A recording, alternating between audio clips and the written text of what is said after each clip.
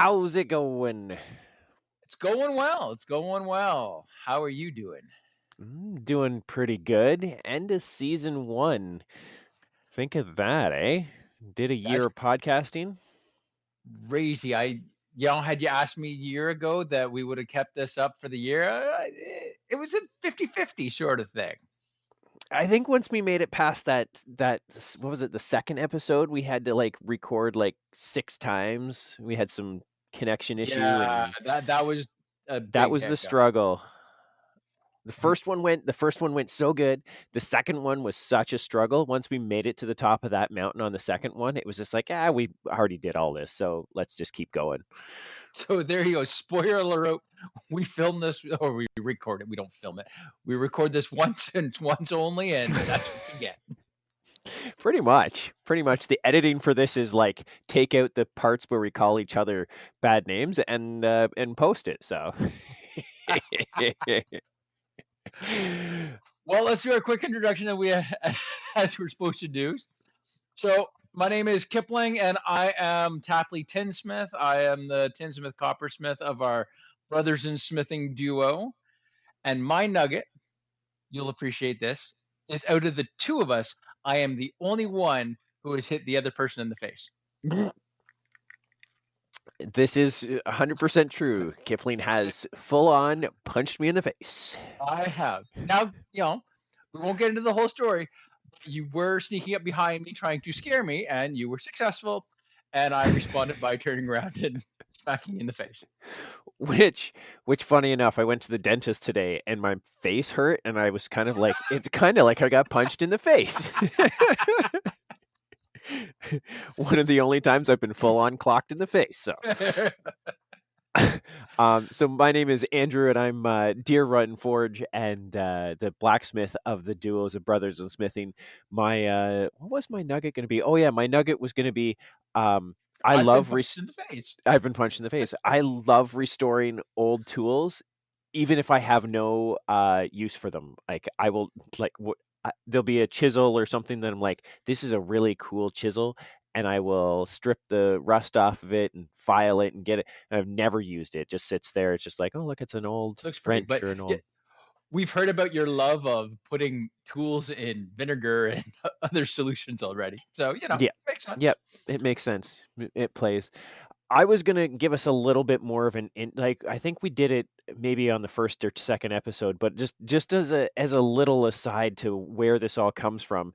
Um, I was thinking about this the other day that when I met Kipling, he stepped out of a black Ford Focus in like a full length leather jacket with like rings on his fingers and like matrix glasses Full and finger rings, full finger full rings. finger rings, yeah, matrix glasses, and was carrying a gaming system and like was full on geek. And on the contrast side of that, I was stepping out of like a white two-door sports car with a bug net in my hand and like binoculars around my neck as a full-on nerd.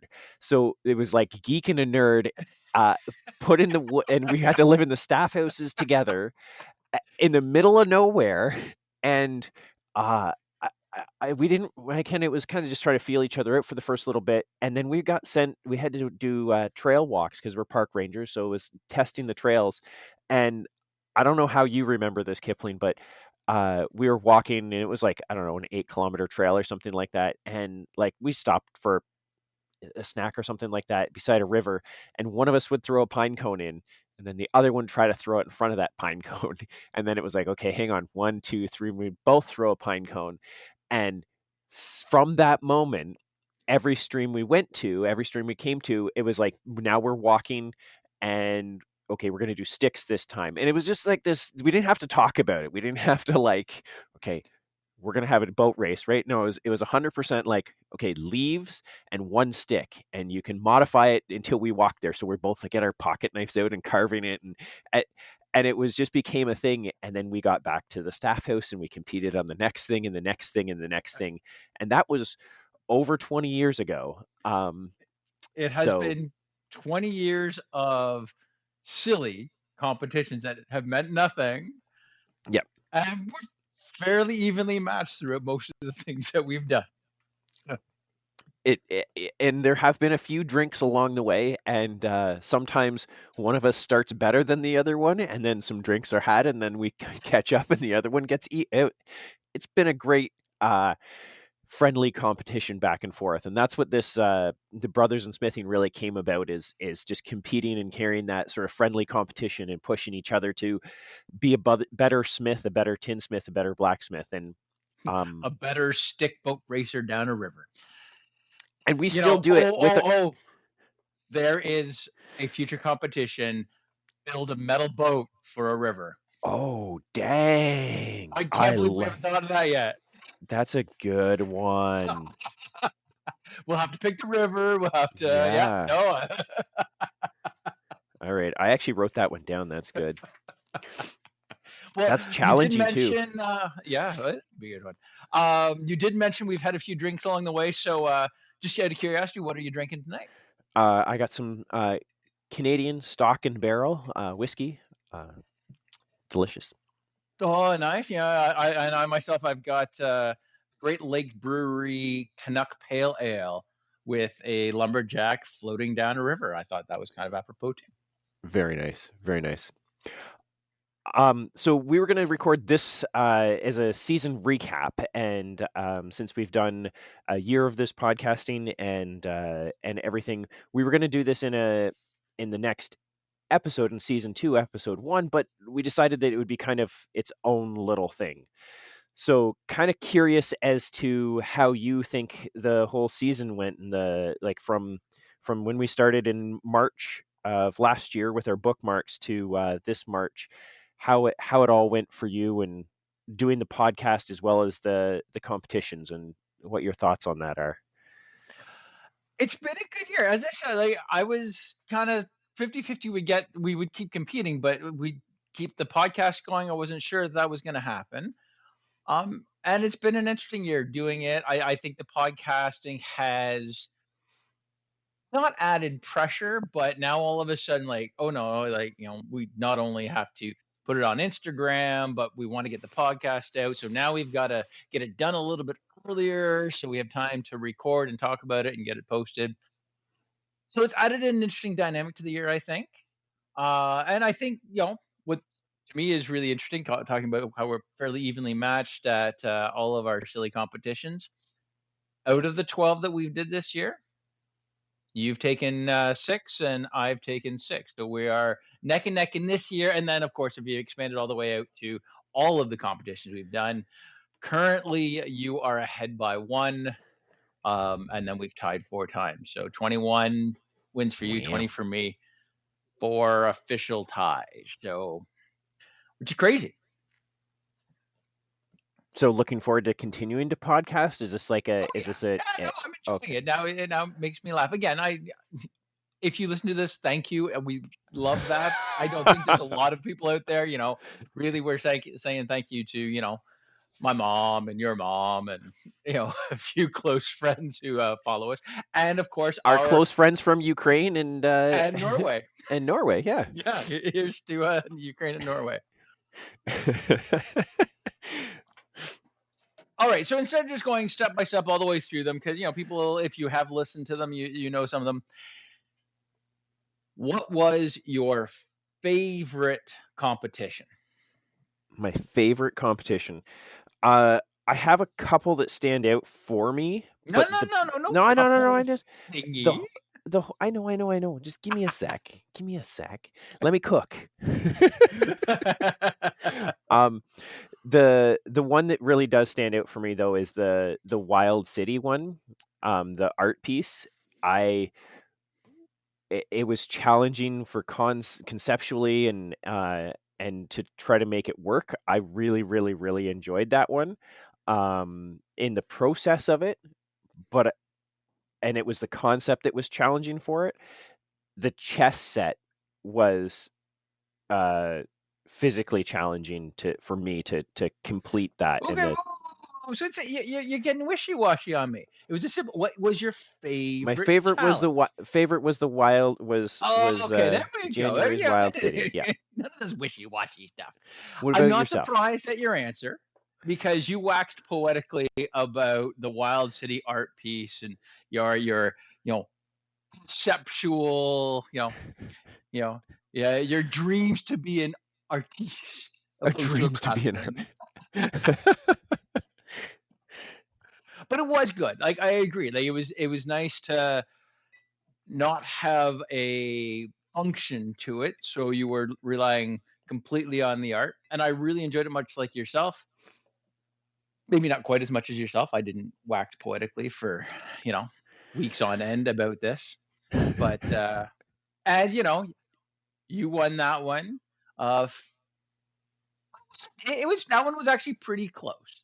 You had 30 votes to my 23. So, we don't get whack loads of votes. We're still looking for more people to vote so we get bigger and bigger numbers. But yeah, it was a good one. And I think, again, I agree. We need to continue to do purely artistic ones every now and again, because it What does bring a different way of thinking about it into it. At least for me, it did. yeah. What was your favorite then? Well, one of the reasons I really cut you off is because my favorite Uh, was the chess set. Even fair though enough. I didn't win it, that was again a victory of yours. I really liked the concept of making multiple pieces that were not identical, but had to be a set. They had to be related somehow, and I thought that was really really fun. And it got you a little bit into, at least I don't know for you, but when I got into the pawns, it was very production oriented, which was kind of neat because I haven't really done that kind of production before. Yep. But I did like that, and we have upcoming, which I'm actually looking forward to. I think it's maybe this November. We're doing a bird decor set of 3. So again, 3 that are not identical, but they have to have some sort of link to them, and I like that, like, because it really makes you think, okay, how do I tweak it a little bit so it makes sense, Yeah. but it's not like a smaller copy or a bigger copy of the same thing. But so yeah, even though I lost my chess set, and I lost the chess set because that was one of the live ones. I did I win. I had to have won one of them because you didn't get the trifecta off that. Oh, you know what it was? You won both the online and the live vote, but neither of us have sold them because they were expensive. So retro speakingly, if I sell mine, do I get the trifecta? Can I go back and be like, booyah? No, Dang it. no, that was the call. It had to happen. You had 3 full days and you were unable to close the deal. You had 3 days, sucker. All right, then those are If we talk about the live votes, I know I gave you a couple of numbers that were low. The live vote numbers, it was 369 votes to 271. So we get a few more votes when we are, actively soliciting people for them.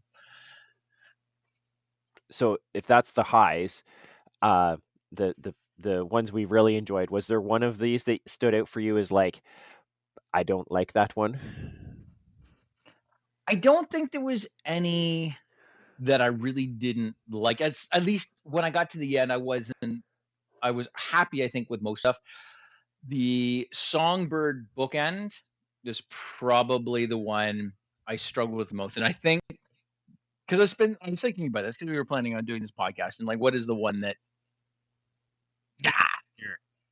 and it was because when I finished it, I liked the product, but there was a couple things, like there was the way it's attaching the bird silhouette to the actual bookend.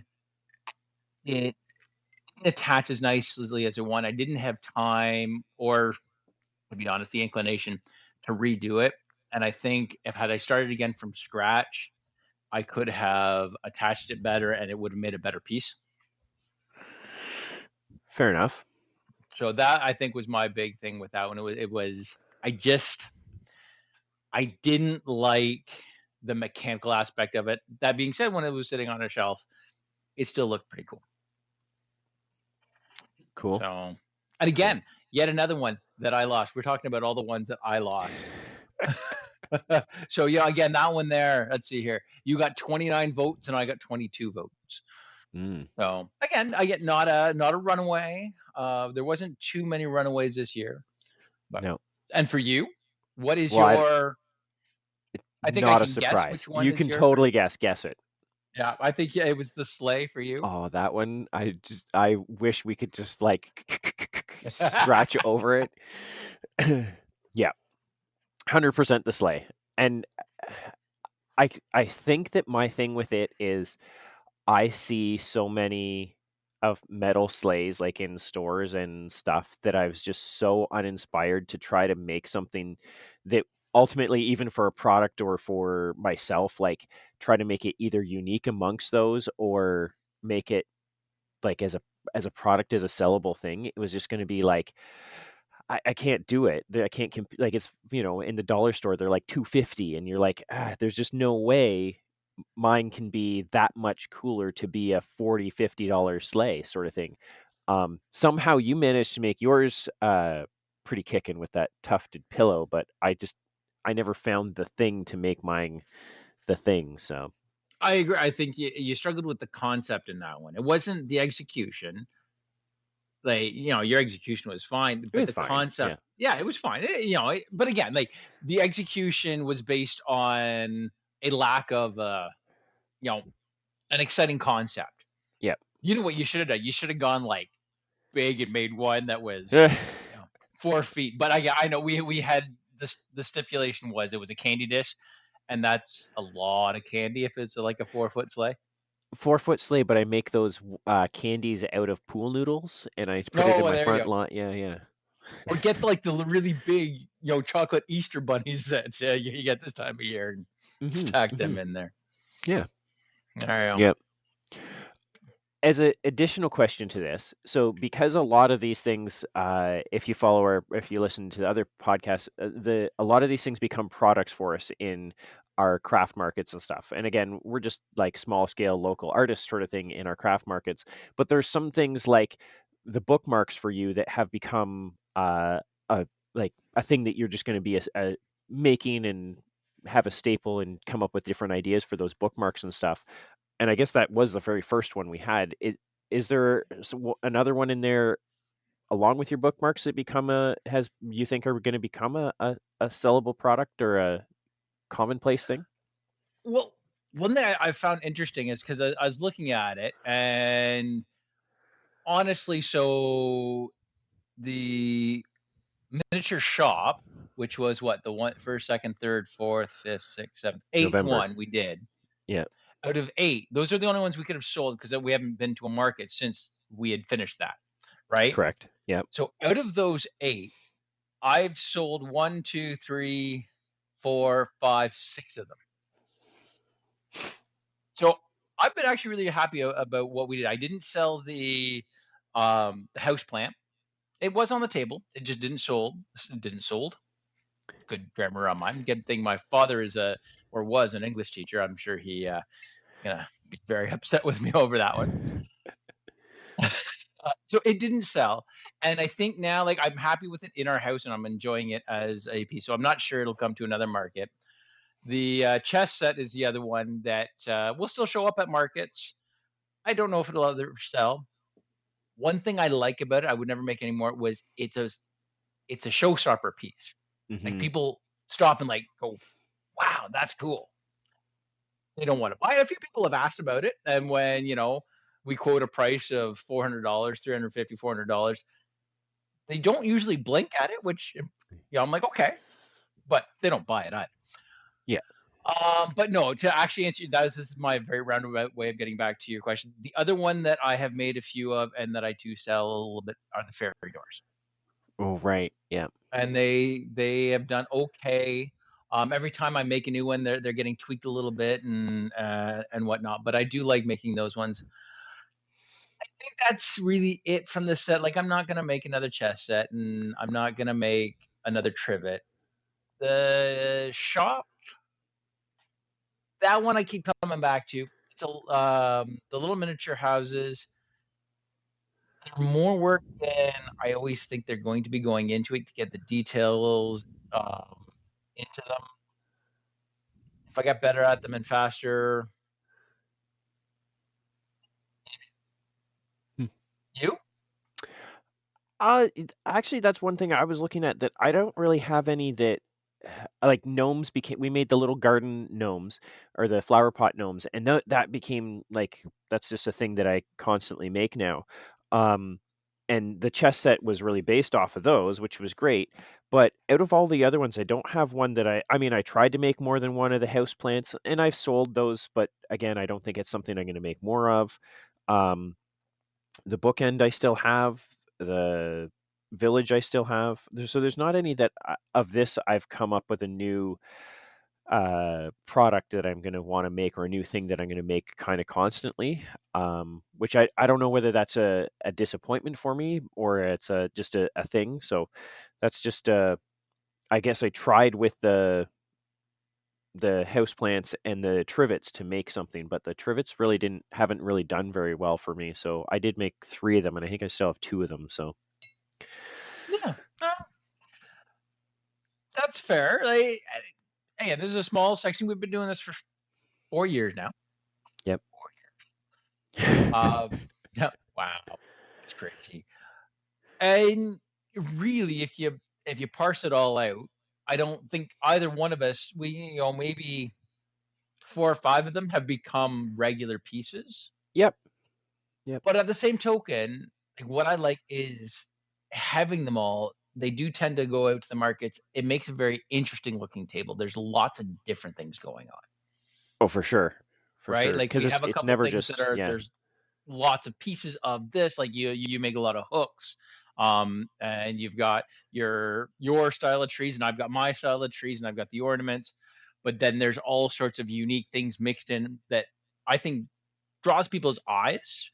Yep. But the purchasing is definitely more common over certain things. Yep. And that's I But think as you said, I think that's a benefit is it's not just like if you only did those wire trees, when you look at the table, you go, "Oh, he's got wire trees," and I'm not interested in wire trees, so they would just walk by. Whereas you do have wire trees and enough that if you want them, they're there, but also you have enough other stuff like the chess set, like the little miniature things and stuff that you stop and you go, "Oh," and there's almost always something for everybody. Like you how many times have you seen a couple like 2 people walking together, whether it's friends or couples, and one stops and starts talking to me or one side of my table and the other one's on the other side of the table looking at something completely different because there's something that interests almost everybody around the table and the other person in the party is like shh, I'm over here right now. I'm working my way around because there's so much to look at, which I think is one of the benefits of what we're doing is not just one thing and we only make wireframe trees and that's what we do because that would get boring. So it would. I agree. And I think you're right. Like people once they come over to the table, it can take them a while because there's lots and lots of different things. It's not like not bashing any other market person. I think people who do markets is fantastic and I love going around looking at them. But if you do something that is the same thing again in lots of variations of it, after at least for me, and maybe I'm not a good market person, you look at 5 or 6 of them, and then okay, you've got more versions of the same thing. And unless I'm really into it, I'm not going to look at individual pieces. Whereas we have lots of so many different things that you keep catching your eye because it might be not something remotely close to the thing that was 2 inches from it, which I yep. thought was interesting. Yep. And is that other really neat point? And if we have any vendors that do listen to this, I don't think we do. So this competition has been so good at markets because when Yeah. we go to a market, we bring whatever the monthly competition is and we put them on the table and we have a voting sheet that people can put a check mark beside. And so as people walk by, we just call them over and say, hey, we're just looking for your check mark. We do this, we compete.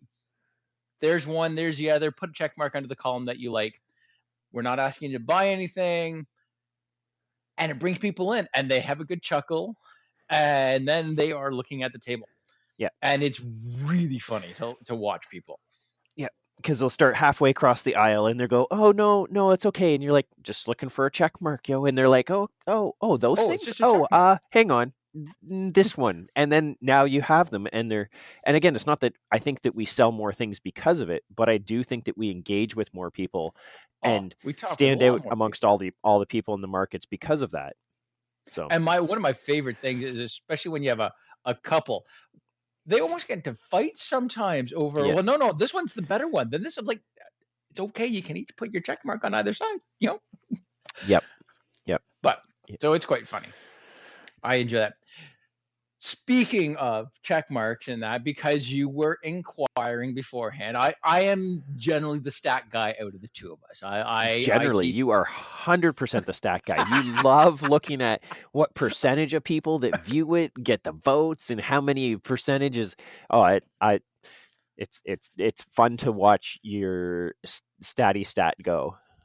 it amuses me, and I do quite enjoy it. So I have, I have the spreadsheet. It's shared with you. You get to add Yeah, that when yeah. you want. But I have, you know, how many views on each of our Instagrams and the Brother and Smithing Instagram. Who votes for who? Like not names, but like how many people voted for you for on this one? How many voted for me? We even have how many people voted live.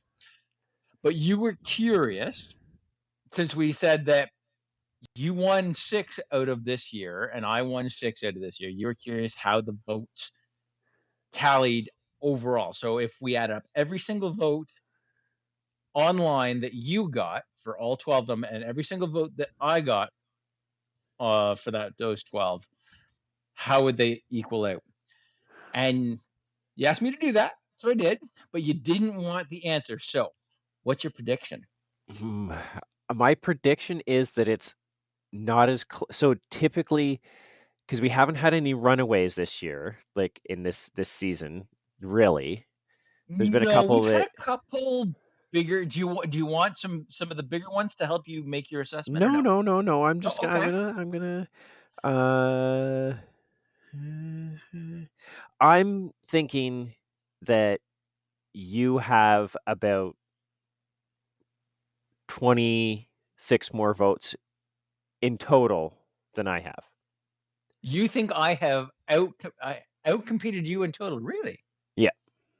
See, I was before I like obviously I know the answer. Before we went into this, I was the absolute opposite because the one the one outlier out of everything was the Monopoly piece. For Right. whatever reason, more people downloaded the podcast, more people checked out the Instagrams and the votes. And normally, where for competition, we get around 50 votes total split between the two of us. We were up to pretty close to 100 on that. And you won that one 70 votes to my 25. So Oh. that was a big one. So Mhm. this was like I was, and again, knowing that I thought it was the other way. In reality, you're right. Oh I yeah. actually got more votes than you in total. I got 342 votes in the year, and you have 313. So I Oh. beat you by 29, I believe. Wow. Hey, my guess was pretty good then. Your guess was very good. So there you go. And looking at it, like once I saw the numbers, I'm like, okay, I beat you a bit fair, not like badly, but I beat you pretty badly on the bookmark. I got 40 votes to your 18, and the other one was the sleigh. I got 52 votes to your 19. Uh, Yeah. That one you smoked me a bit. yeah, but yeah. So Hmm. yeah, there you go. That's the year in review. So So happy with it. It was a good year. I think our projects were fun, and I think what we have coming up is fun and interesting, and we have a couple new ideas. So I'm looking forward to another year of podcasting. And because we have designed April as our actual year to year, opposed to I know we started in March. Next year we will only have 11 competitions, so one of us will win the year. We won't have a tie for the year. oh. Yeah. Yep. Yeah, because we don't only do one over the course of the summer, because it's just too busy. So yes, so next year There will not be a tie. We'll have to. there will not be a tie unless we have a tie during the year. That's true. That's true. We haven't had a tie this season. That is one No, we have. no ties this season. Is there one that you're looking forward to? You want to tease any out from the looking forward, or? Well, I must admit I'm super excited about presenting the recycled copper for this month coming up, which we'll do in a couple weeks. I struggled getting the concept originally, and once things clicked, I love it. I love my little piece. I think it's fantastic, so I'm excited by that. And then the other one that I am really looking forward to would be the bird decor, the set of 3. Try to figure out how to make that work. I think that'll be an interesting concept. Cool. You? The October bat themed one. I've always been, you know me, I've always been a bat person, and like they draw me, and the idea of like the black metal and bat just kind of like there's something, there's something that there. I don't know what it is because we haven't defined what that we is have not yet. defined it at all. Yeah. Oh, yeah. You know what? Here. You have to make a bat-eared falpion. A bat-eared falcon. Actually, on that note, just as a wrap up, on that note, my son is currently making a plasticine bat-eared falcon, and he wants to put it on Instagram against your bat-eared falcon. So if you're game, his clay one will go against. That's fantastic. Oh, you tell him it's on. We were talking about it when we went to the zoo, and he made some disparaging comments about my bat-eared falcon, and I did say, all right, if you want to criticize mine, show me, make your own. So I would love to have a little mini competition with your son over bat-eared falcons. There you go. Well, looking forward to that one too. That's a great way to end it. Challenge accepted. Cool. Well, here's to season 1. And to a good season 2, and many more laughs and clinkies. Excellent. All right, you have a good night, sir. See you on the next one.